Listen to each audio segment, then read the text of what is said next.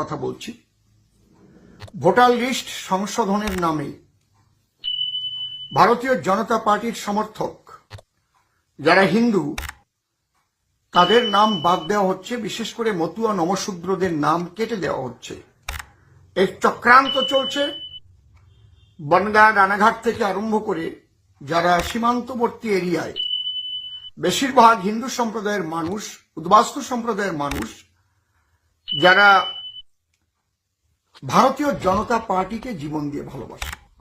হ্যাঁ, অসীম সরকার নিজেই স্বীকার করছেন যে এই বনগাঁ রানাঘাট সংলগ্ন যে বর্ডার এলাকাগুলো চলে যাচ্ছে শিলিগুড়ি পর্যন্ত, বাংলাদেশ একদম সীমান্তবর্তী সমস্ত এলাকায় হিন্দুদের নাম বেছে বেছে বাদ দিচ্ছে। এসআইআর কে করছে?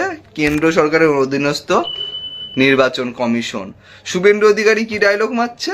হিন্দুদের কোনো ভয় নেই। তার দলেরই বিধায়ক অসীম সরকার কি বলছেন? যে হিন্দুদের বেছে বেছে বাদ দিচ্ছে।